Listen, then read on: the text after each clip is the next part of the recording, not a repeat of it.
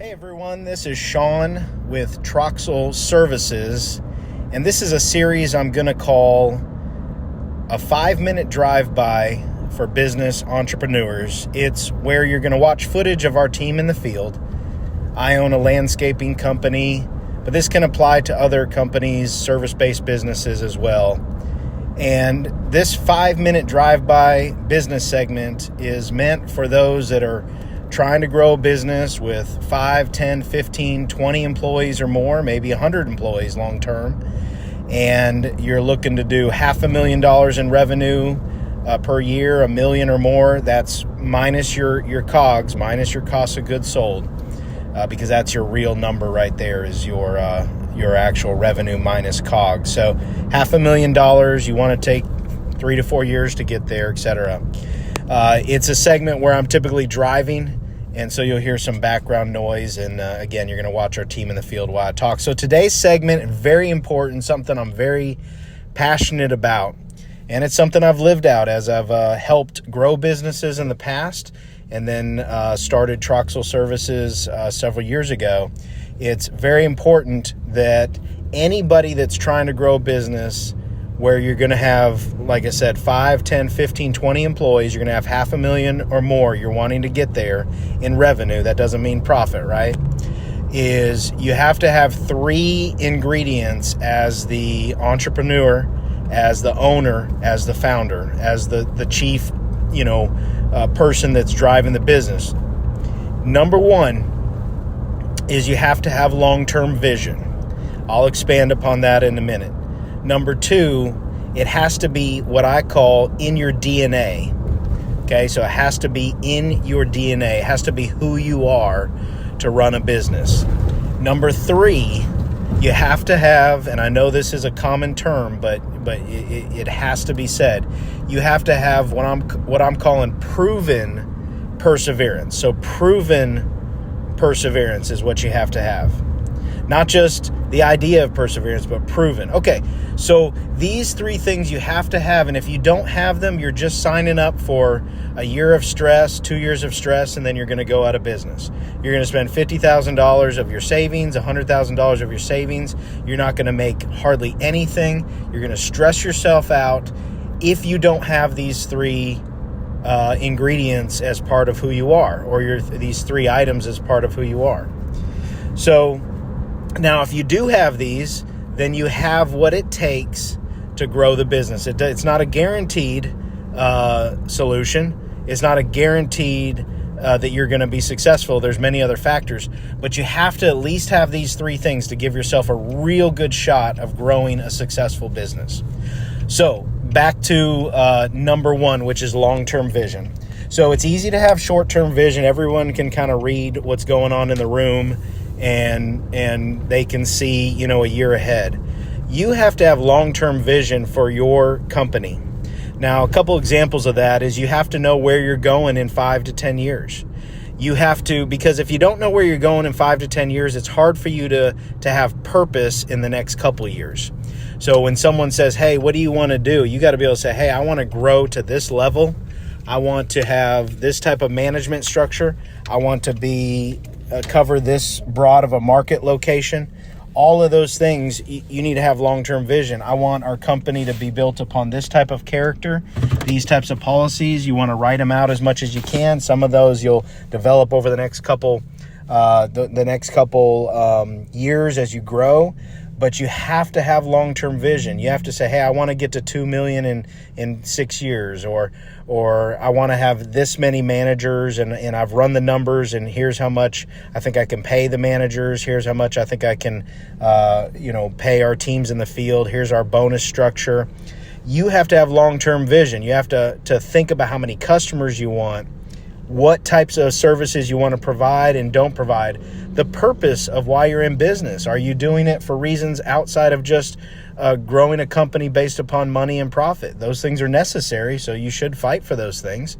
You can't exist without profit long-term and money, and there's nothing to be ashamed about with that. That's a good thing if you're using it for good things. So, but I will say, what else is the purpose of your company? Do you enjoy the aspect of serving? Do you enjoy the aspect of impacting the employees that you bring on board and their families by giving them an environment where they can grow and succeed. You have to have long-term vision. This one's going to be a little more than 5 minutes, so bear with me on this, but this is so important. So that's the first one out of the three, long-term vision. One other thing I want to say about long-term vision is this. You can't, it's not enough just to have the vision. You have to fight for it. You have to be the biggest cheerleader for it every day when nobody else understands the vision or sees the vision or believes in the vision. You fight for that vision all the time. You talk about it. You talk about the reasons why it's good. You talk about how you're going to fight for it. People see you in a leader and they see how much you care about it and how much vision you have. They're going to follow that type of leader, the one that goes ahead and says, I'm going to do everything I can to make this happen. I believe in this long-term vision so much that I'm going to fight for it with everything I have. That will cause people to follow you. Now, you have to have a good vision. It can't be built upon loose numbers and numbers that don't make any sense and all of that. But if the vision makes sense on paper and you know that it's something that's obtainable, then you have to fight to believe in it and make it happen and be the biggest cheerleader over the next 3 to 5 years until you create a bunch of other people that are just believing in the business, okay? So that's the long-term vision. If you don't have the ability to do that and you can't see 10 years into the future and fight for that future and you're just kind of bumping along and saying, hey, I want to have a big company and I want to do this. If you don't have the long-term vision laid out, don't start the business with the hopes of growing. You can start it, but you're not going to grow unless you have that ingredient. All right, here's a second ingredient we talked about. So we're going to talk about it. It has to be in your DNA. Okay, so number 2, it has to be in your DNA. Now, what I mean by that is some people are not cut out to be managers of people. They like to grow business. They like to be skilled in what they do. They like the idea of having a big business and making decisions and, retiring off of that business. They like all that. But the truth is, if they really ask themselves, hey, am I a people person? Because you got to be a people person when it comes to hiring people and even potentially coaching or firing people. Am I somebody that can handle the difficulty of 20 people that report to me? And obviously I might have middle management, but can I deal with the drama of having a lot of people in my company? And if you're worried about HR issues, if you're worried about the stress of business overall, meaning, when you're running into cash flow issues, if that stresses you out, don't go into business. This is harder. I wouldn't have been able to do this in my early 20s. It would have just, with a family, a young family, it would have not been good. But I'm at the stage now where I feel more comfortable, and I've done this for other businesses, so I can do it. I feel comfortable doing it with my own business. That being said, it doesn't mean you have to wait until you're in your 40s, but it has to be in your DNA. Ask yourself, do I like to learn about finance? Do I like to learn about bookkeeping and how to look at P&Ls and all of that? If you don't like that stuff, because even if you hire somebody to help you with that, you have to know it and be able to keep them accountable and help them to make decisions. If you don't like finance, if you don't like bookkeeping, and if you don't like HR, and if you don't like the difficulty of hiring and even coaching and firing, and you don't have the ability to manage a team, then it's not in your DNA to run a business. And to be honest, the reason why I said DNA is because a lot of that's not learned. That's just who you are. You are somebody that can handle the stress, and it's in you, and you get up and say, hey, I can do this. I can handle the stress of this business. If that's not in you, save yourself and your family the trouble from starting a business that's going to grow. If you want to do something just by yourself as a side hustle, that's different. There's not a lot of stress with that typically. But if you want to have a $500,000, $1 million revenue, $2 million, $5 million, $30 million revenue company, and you got to have a lot of employees, you have to say, is this in my DNA, or am I constantly going to be asking other people to handle the HR issues? Am I constantly going to be asking other people to learn how to do the marketing and learn how to do that? Again, you don't have to be the expert on that long term, but you have got to be able to get in every part of the business and say, I am okay learning this and figuring this out. It's got to be in your DNA.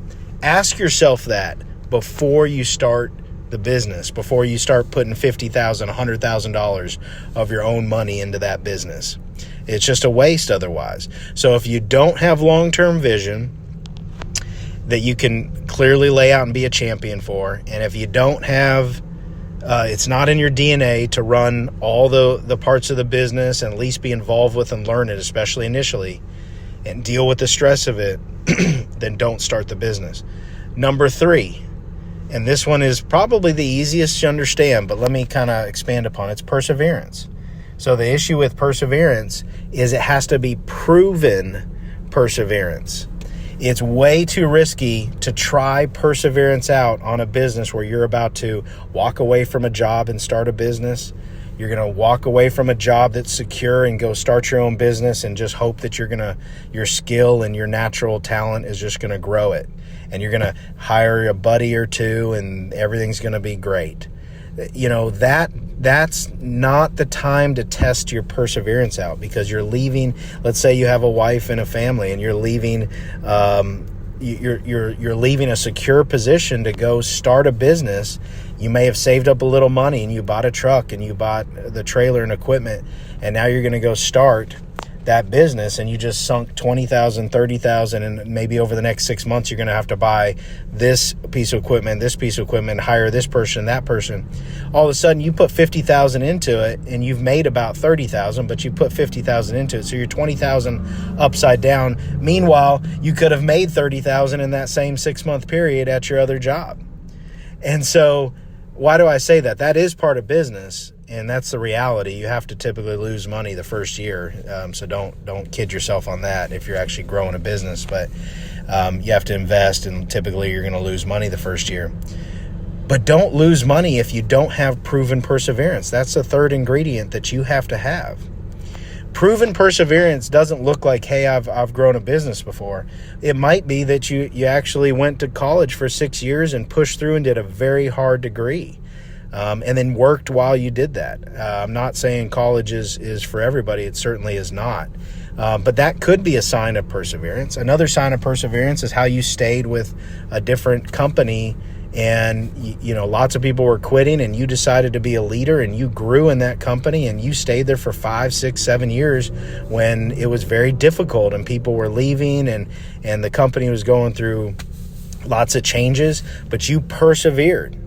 But if you're the guy that's been at this job for 2 years, or this job at 1 year and this job for 2 years, and you've never been, at anything in your life for 6 years, I'm talking like significant thing that you're at every single day.